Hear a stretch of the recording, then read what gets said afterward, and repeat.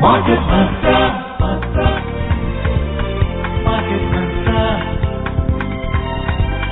Market Mantra, Market Mantra, Market Mantra,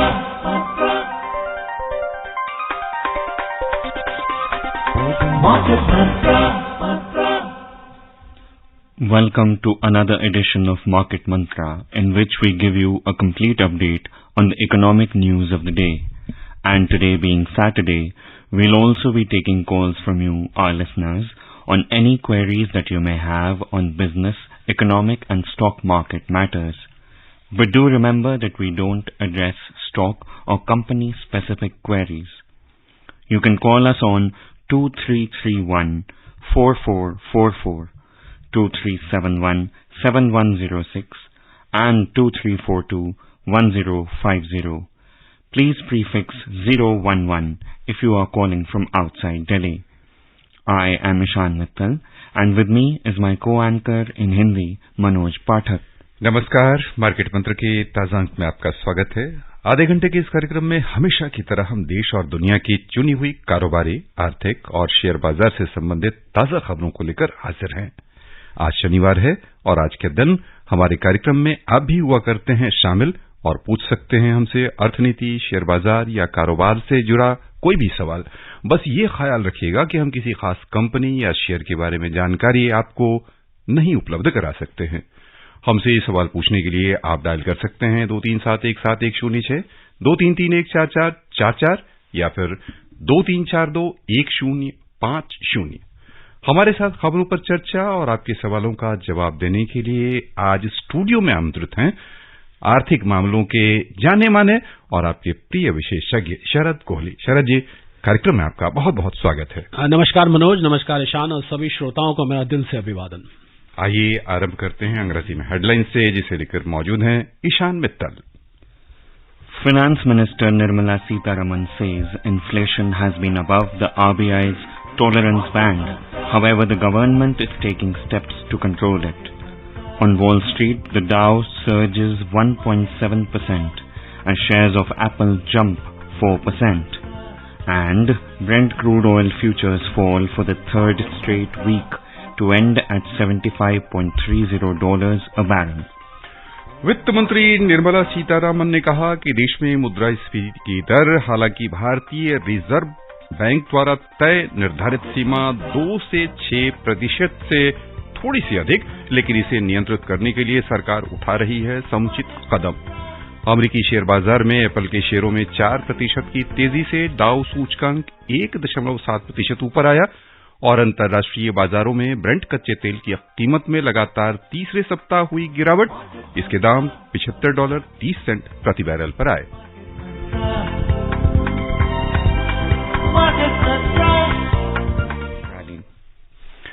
वित्त मंत्री निर्मला सीतारमन ने कहा है कि देश में मुद्रास्फीति की दर हालांकि भारतीय रिजर्व बैंक द्वारा निर्धारित 2 से 6% के बीच की तुलना में अधिक है, लेकिन इसे नियंत्रित करने के लिए सरकार समुचित कदम उठा रही है। वित्त मंत्री सीतारमन ने समाचार एजेंसी राइटर के साथ बातचीत में कहा कि सरकार ने सुनियोजित रूप से उपाय किए हैं, जिसके कारण ये स्वीकार्य सीमा के आसपास है, लेकिन इसे और घटाने के लिए लगातार प्रयास किए जा रहे हैं। रॉयटर के एक अलग सर्वेक्षण के अनुसार चालू वित्त वर्ष में औसत मुद्रास्फीति की दर इस वर्ष 5.2% रहने की संभावना है, जो मध्यम अवधि लक्ष्य 4% के ऊपर है। हमारे साथ इस बीच कई श्रोता आ जुड़े हैं। सबसे पहले आमंत्रित करना चाहेंगे हम कोलकाता से अतनु साहा जी को। अतनु जी, कार्यक्रम में आपका स्वागत है, सवाल पूछें। हाँ, good evening sir. My question is why profitable company going to unlist from its stock exchange? What is its pros and cons? Thank you. Mr. Atanu, it's a very good question because a lot of investors get confused as to why some of the companies decide to delist. See, you should appreciate the fact that listing is a process by which a company wants public involvement in its equity. where company wants, people to be participating in the equity in the IPO. But sometimes, company decides to consolidate. So when it decides to consolidate, it normally buys back the shares. First process is to buy back most of the shares from the market. And then, of course, this is sometimes followed by delisting, which is, it wants to probably consolidate and keep it as a private company. There are two kinds of, there is a private limited company, there is a public, but a privately held company, and of course there is a public company. So these are the three categories. So sometimes the company wants to move from the third category to the second category. It wants to consolidate its shares within the promoters. But then I must tell you here, Mr. Atanu, that this could be an interim measure, because sometimes what the company does, it first become delist and then later on consolidate, improve the results, improve the health of the company, increase the valuation, and then again go for an IPO. So therefore it's very rare. What you are saying does happen. I won't say that it doesn't happen, but it's very rare. But yes, sometimes it does happen. Pros and cons are, it becomes, as I told you, it becomes more private. The downside is sometimes the investors, they get confused, like the way you are asking the question. They get confused as to why the company is, removing itself from the stock exchange. Why can't we be the participants? But then when a profitable company does, the shareholders usually, Mr. Atanu, do not stand to lose, shall I say. I hope I've answered your question, and if you've got any further doubt, please join in next time. We have our next caller on the line, Dev Kumar from Delhi. Dev, please ask your question. Dev ji, आप हमारे साथ जुड़ चुके हैं, phone line पर हैं आप हमारे साथ। लगता है हमारा संपर्क इनसे टूट गया है। आइए हम चलें चेन्नई से हमारे साथ हैं काशीनाथ जी, स्वागत है आपका कार्यक्रम में, सवाल पूछें। Good evening market Mantra team sir. Good evening sir. मेरा पहली सर से मेरा सवाल थोड़ा लीगल हेयर के बारे में है सर। सपोज किसी का पिता माता का सपोज डेथ हो गया, उनका सपोज 2 बेटा है, तो लीगल हेयर सर्टिफिकेट में दोनों का नाम आना चाहिए। लेकिन सपोज 2 बेटा में से किसी एक बेटा का पहले से मृत्यु हो गया, उसका बीबी है और 2 बच्चा है, तो जब सर्टिफिकेट बनेगा तो बोलता है कि उसका पिताजी का मृत्यु हो गया, तो उसका बीबी के साथ साथ उसका 2 संतान का नाम लिखा जाएगा। मतलब ऐसे चारों का लीगल हेयर सर्टिफिकेट में चारों का नाम आ जाता है। मान लीजिए सपोज उसका 2 लाख एफडी है, तो उनके पार्टनर चारों बन गए, मतलब उनका परिवार को 1.5 लाख जाएगा, इसका 50,000 आएगा। इसके बारे में थोड़ा जानकारी दे सकते हैं सर? धन्यवाद जी। चलिए, काशीनाथ जी का सवाल इनहेरिटेंस से रिलेटेड है, सक्सेशन से रिलेटेड है। देखिए काशीनाथ जी, इसमें 2 बातें हैं। एक तो ये कि एक टर्म होता है, हम लॉ में यूज करते हैं, जिसको हम बोलते हैं इंटेस्टेट। इंटेस्टेट का मतलब होता है कि कोई व्यक्ति बिना अपनी वसीयत बनाए, बिना अपनी विल बनाए अगर उसकी मृत्यु हो जाती है, तो ऐसे केस में फिर कोर्ट से हमें सक्सेशन लेटर लेना पड़ता है, सक्सेशन सर्टिफिकेट लेना पड़ता है कि उसके जो वारिस हैं, जिसको हम लीगल हेयर कहते हैं, वो कितने वारिस हैं और किस किस में वो बटेगा। आपने बिल्कुल ठीक कहा, अगर 2 बेटे हैं और उसमें से एक बेटे की भी दुर्भाग्यवश मृत्यु हो चुकी है, वो नहीं है इस दुनिया में, तो उनके जो आगे लीगल हेयर्स हैं, यानी कि उनकी पत्नी और बच्चे, वो बाय डिफॉल्ट बन जाते हैं। तो इसीलिए हम लोग तो ये सलाह देते हैं, क्योंकि मैं कुछ हद तक एक वकील भी हूं, तो मैं आपको बिल्कुल प्रिसाइज सलाह भी दे सकता हूं कि हम लोग ये सलाह देते हैं कि वसीयत जरूर बनानी चाहिए। बहुत सारे आजकल मैंने देखा, आपको हैरानी होगी सुन के ईशान और मनोज, मैं एक बड़ा रोचक आंकड़ा देता हूं जो काशीनाथ जी के भी काम का होगा। हमने देखा कि 10 में से 8 लोग अपनी वसीयत नहीं बनाते हैं, और जब उनसे वसीयत बनाने को कहा जाता है तो उनको ऐसा लगता है कि जैसे भाई ये तो हमारी मृत्यु की बात हो रही है। तो मृत्यु की बात नहीं, आपके जो प्रियजन हैं उनके लिए असुविधा ना हो, आगे उनको बहुत दिक्कत हो जाती है, तो हम ये सलाह देते हैं। तो ये वसीयत नहीं बनी हो काशीनाथ जी, तब ऐसी समस्या आती है। बिल्कुल, अब ये तो सक्सेशन सर्टिफिकेट में या जो वसीयत दूसरे बेटे ने बनाई होगी या जो पिताश्री ने वसीयत बनाई होगी, उसमें उन्होंने बंटवारा किस तरीके से लिखा है उस पर निर्भर करेगा। अगर ऐसा नहीं लिखा है तो फिर बंटवारा हिंदू सक्सेशन एक्ट के अकॉर्डिंग उसमें काशीनाथ जी होगा, और ये कोर्ट में सारी क्या दलीलें, आपने क्या दस्तावेज दाखिल किए हैं, उसके आधार पर ये उत्तर दिया जा सकता है। पर यह बात सच है कि अगर लीगल हेयर उन दूसरे पुत्र का नहीं है तो उनके पत्नी और बच्चे भी बराबर के हिस्सेदार बन जाते हैं। जी, आइए चले ठाणे, हमारे साथ फोन लाइन पर हैं गुरुनाथ। स्वागत आपका गुरुनाथ जी, सवाल पूछें। सर नमस्कार। नमस्कार। कोहली सर को भी नमस्कार। नमस्कार गुरुनाथ जी। हाँ सर, मेरा क्वेश्चन था, अभी ये जो अपनी जो यूएस के रिलेटेड मेरा प्रश्न है। अमेरिका में जो डिफॉल्टर की जो न्यूज आ रही है सर, ये जो अमेरिका बोले तो एकदम सुपर पावर देश है, लेकिन ये डिफॉल्टर मस्ती क्या रीजन है इनकी, मतलब कि फ्री की जी स्कीम की वजह से ऐसा हो रहा है? अगर ऐसा होता है तो दुनिया भर के इकोनॉमी पे क्या इसका असर पड़ेगा, खास करके हमारे इकोनॉमी पे और शेयर मार्केट पे? इसका मतलब अगर जून में ऐसा कुछ हो जाता है तो क्या मतलब क्या इम्पैक्ट पड़ सकता है? Thank you sir.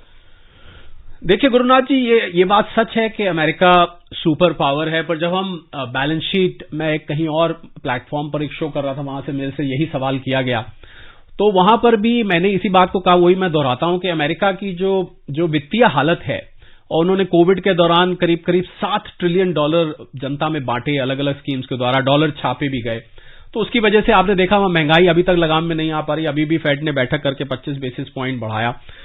तो अमेरिका की जो डेट टू जीडीपी रेशियो है वो भारत से कहीं ज्यादा खराब परिस्थिति में है, और उनका टोटल 31-32 ट्रिलियन डॉलर के करीब का टोटल डेट है। तो जी बिल्कुल, आपने जो डिफॉल्ट की बात करी, वो अगर 30 जून तक कांग्रेस अप्रूव नहीं करती है तो वहां पर बहुत सरकारी मशीनरी ठप हो सकती है, ये बात सही है। पर पहले भी ऐसी परिस्थिति गुरुनाथ जी आई है जब कांग्रेस के सामने यह आया कि उन्होंने डेट को एडिशनल सैंक्शन अप्रूव नहीं किए, पर आखिरी समय पर अप्रूव करने पड़े, क्योंकि अमेरिका की जनता भी, अमेरिका का कांग्रेस भी, सेनेट भी, सब ये जानते हैं कि भाई अब उधार तो लेना ही पड़ेगा, ये तो सैंक्शन करना ही पड़ेगा, वरना देश कैसे चलेगा।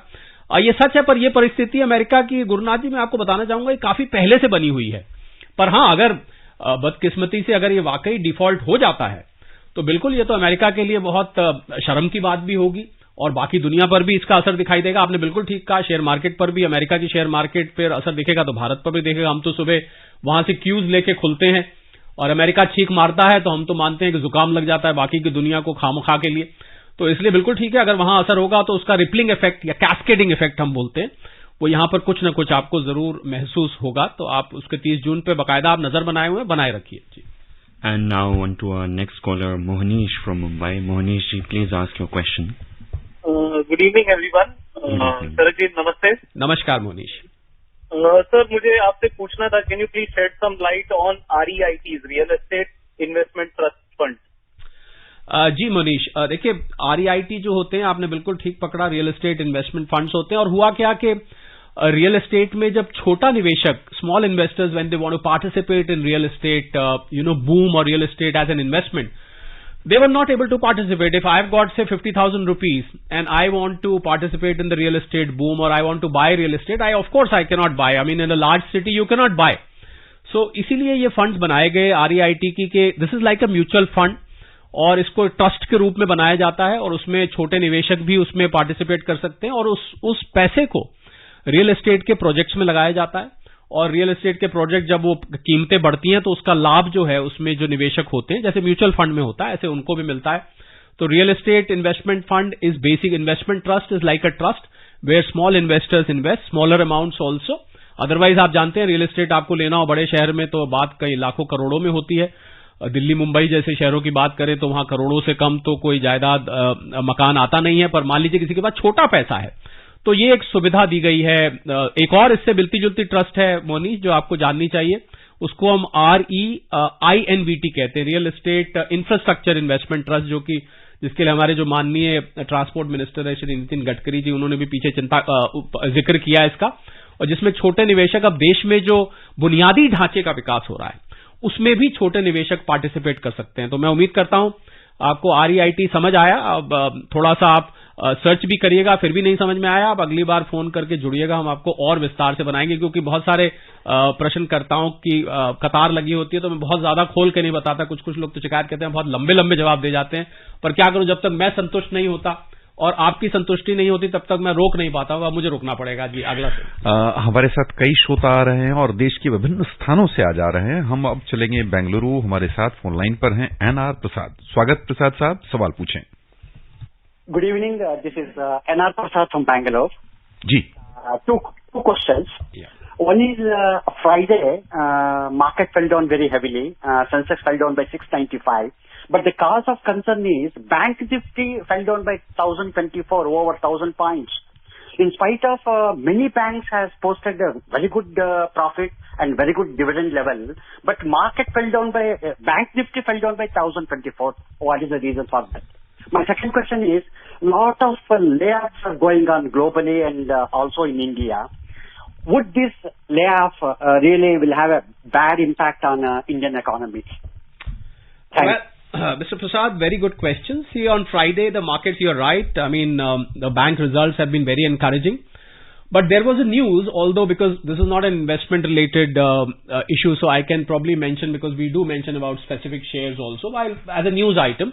So we found that some of disinvestment or some of the withdrawal of investment was made from HDFC and HDFC Limited. So because of that, I think, and it was quite a substantial amount. I will not like to go into details because we don't discuss stock-specific matters. So because of that, because HDFC and HDFC Limited together, as far as the total Nifty is concerned, it has 15% weightage in the entire Nifty. So obviously, if a stock, with 15% weightage tumbles down, we saw 5% fall in both the stocks.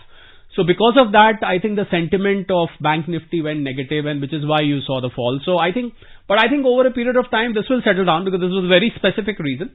Your second question was relating to layoffs. Yes, if the layoffs are there, if unemployment rises, or if a lot of people are found jobless, we are seeing layoffs more in the startup sector because there's some funding dry up which we are noticing. The second quantum of layoff we are noticing is in the IT sector, because IT sector has slowed down a bit. So yes, the layoffs are not good, but Mr. Prasad, I'll tell you something very interesting to close my answer. When layoffs happens, a lot of people ask me that what should you do if you lose your job? So I tell them that why not use this as an opportunity to start something of your own. Hamare Pradhan Mantri ji bhi, our Prime Minister says you should be job givers rather than job seekers. So I think this just might be a God-sent opportunity to start something of your own. So that is what I tell the people who are laid off. So they should not feel that this is the end of the world. And I think a new beginning in life, a new beginning in career can be made if there is a layoff. Yeah, but yes, principally you're right. If there are a lot of layoffs, obviously it decreases the propensity to spend. You don't get your salary, so that affects the consumption. When it affects the consumption, it affects your GDP, and then the chain reaction starts. You are absolutely spot on, Mr. Prasad, in your judgment. And on to our next caller, Ravi Narayan from Bhilai. Ravi Narayan ji, please ask your question. Good evening market Mitra और doctor साहब को मेरा नमस्कार। नमस्कार रवि जी।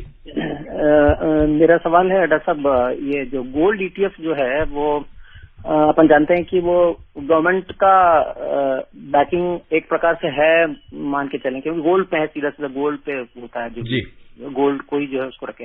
मेरा सवाल ये है कि जो बैंक्स जो इशू करती हैं गोल्ड ईटीएफ जो जी, वो जो है उसमें कभी कोई ऐसा हो सकता है क्या कि एक दिन पता चला कि it was not backed by the physical gold?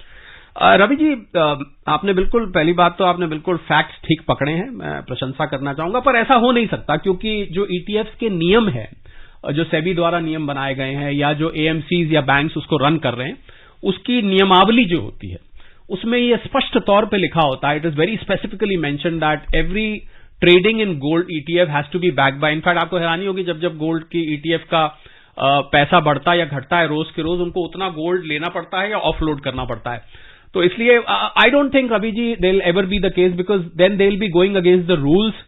If they go against the rules, obviously, I mean, they will be penalized and they will have to, there's a lot of answers they will have to give. So I think you should take this out of your mind. I mean, an ETF is bound, if it is being traded, if it is being launched, it has to follow the rules. Otherwise, it will be delisted and it will face problems as far as the regulatory agencies are concerned. आइए चलें मुंबई, हमारे साथ हैं हमारे नियमित श्रोता हंसमुख दिडिया। स्वागत है आपका, सवाल पूछें। Yeah, good evening, Micro Mitra. My question is that what will be the Fed terminal rate? How, what now considering now it is 5.2 how long interest rate they can raise, and what is the maximum limit they can reach, and when they will start stopping, increasing interest rate, and when you start reducing? What is your take on it, sir? Well, I feel, Mr. Hasmukh, that you're right. The Fed recently took decision to raise 25 basis points. And I think if you've heard Mr. Jerome Powell's speech and the commentary, although the minutes of the recent FOMC meeting will come after some time, but if you've heard his commentary, I think he says that we might be heading for a pause. Because after all, Mr. Hasmukh, from where your question comes is where the answer is. They cannot, relentlessly keep raising the interest rate. We've seen one of the fallouts of interest rates, that we saw Silicon Valley Bank facing problems, we saw First Republic Bank facing problems, we saw a lot of other small banks which are facing problems because of hike in interest rates. And apart from that, the overall growth of the American economy is also being affected. So therefore, my personal take is that probably the next FOMC meeting, they might take a pause, unless of course the inflation numbers and the job employment numbers are very, very buoyant and inflation numbers are still very high. I feel that next meeting you might see a pause. Fingers crossed, Mr. Hasmukh.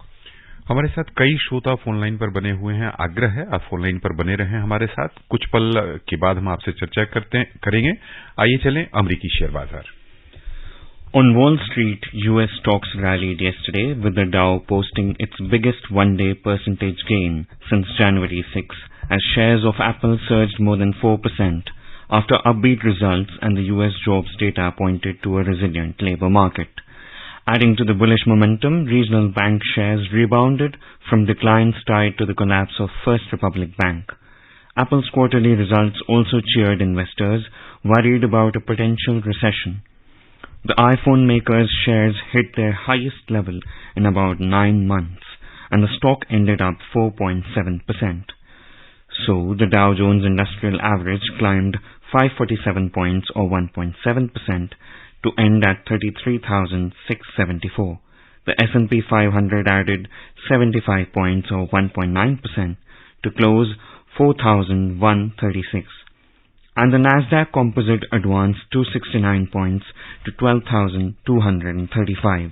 Also, the US Labor Department report showed job growth accelerated in April and wage gains increased solidly, suggesting the labor market has stayed strong despite recent interest rate hikes from the Fed Reserve. Non-farm payrolls rose by 253,000 jobs last month. The Labor Department's closely watched employment rate report on Friday also showed the unemployment rate falling back to a 53-year low of 3.4%. Delhi से इस बीच हमारे श्रोता फिर से जुड़ चुके हैं phone line पर। देव कुमार, देव जी स्वागत आपका। एक बार फिर से सवाल पूछें। मार्केट मंत्रा आकाशवाणी की टीम को नमस्कार। शरद जी नमस्कार। नमस्कार देव जी।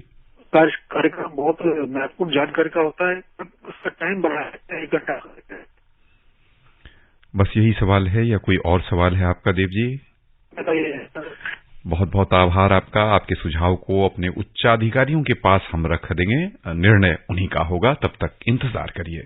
और मैं ये भी जोड़ दूं मनोज, अगर आपकी इजाजत हो तो कई बार गागर में सागर भी भर दी जाती है, तो इसलिए थोड़े समय में अगर आपको जानकारी पूरी मिल रही है तो मुझे लग रहा है जब तक के लिए उच्चाधिकारी से जवाब आता है तब तक के लिए देव जी इसी में आनंद लें। बिल्कुल।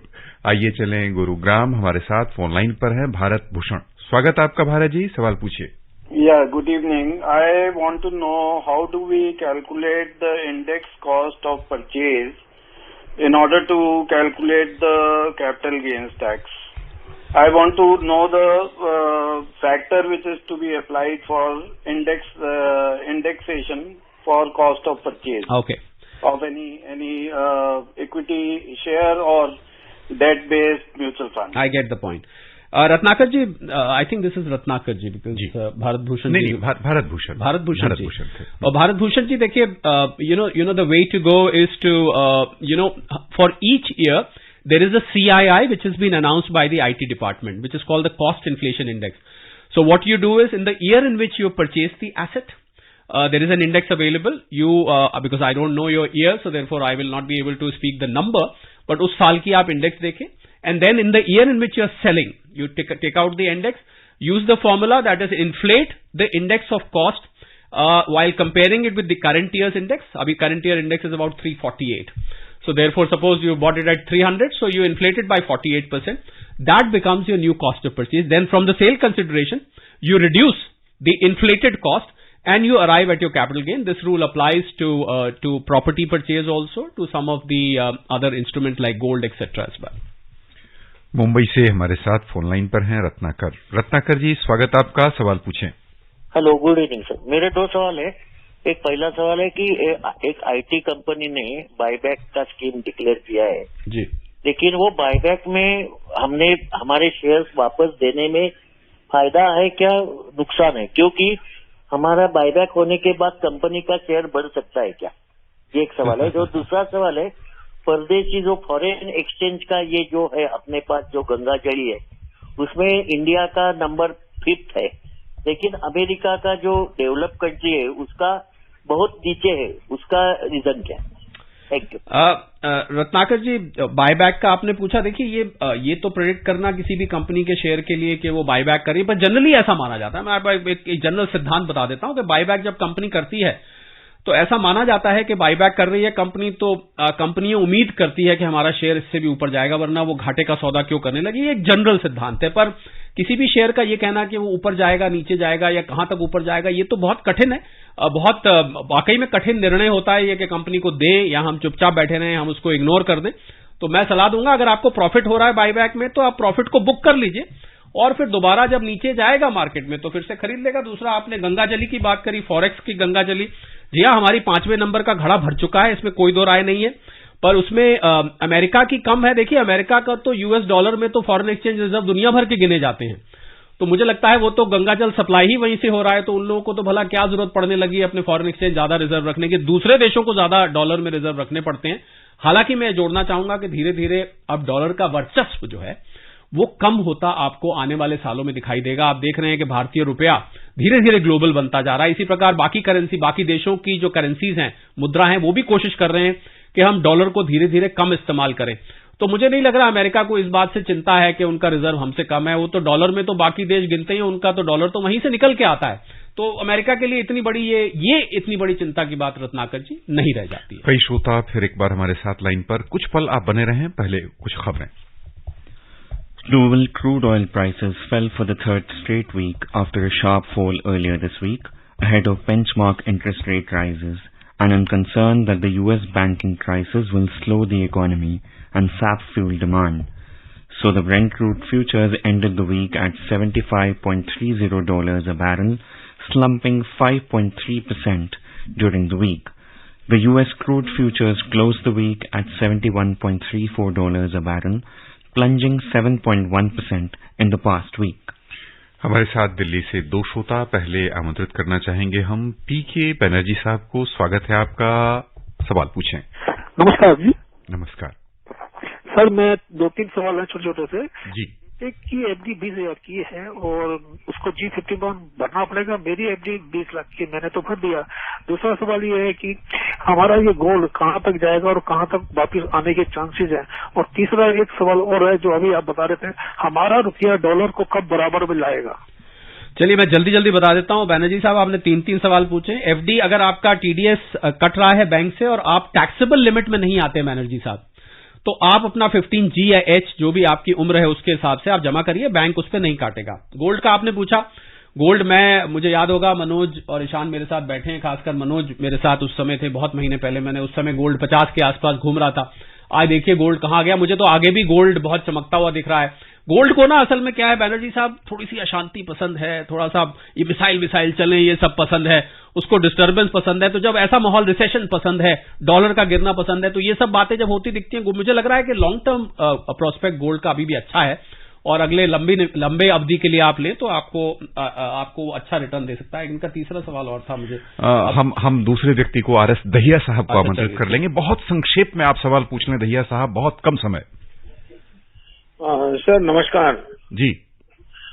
मेरा कोहली जी से सवाल है कि that I have my son staying abroad, I want to send some money to him, what is the limit and for what purpose I can send him like. चलिए जी, मैं जवाब दे देता हूं ढैया साहब। लिबरलाइज रेमिटेंस स्कीम है, $2.5 लाख तक प्रति व्यक्ति प्रति वर्ष आप भेज सकते हैं। पर्पज आप बैंक के पास जाइए, उसमें लिखे होते हैं इन्वेस्टमेंट के लिए, पढ़ाई के लिए और कोई निवेश करने के लिए आप इसको भेज सकते हैं। इतने कम समय में इतना अच्छा जवाब आपको दहिया साहब पहली बार मिल रहा होगा, ऐसा हमें विश्वास है। श्रोताओं की ओर से शरद जी आपका बहुत बहुत धन्यवाद। धन्यवाद, thank you so much. Before we close, a reminder of the headlines. Finance Minister Nirmala Sitharaman says inflation has been above the RBI's tolerance band.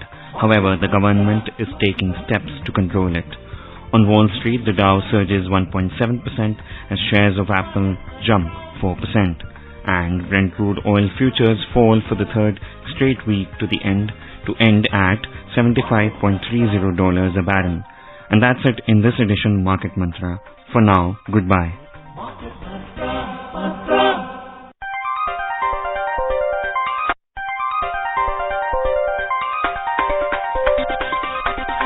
Market Mantra.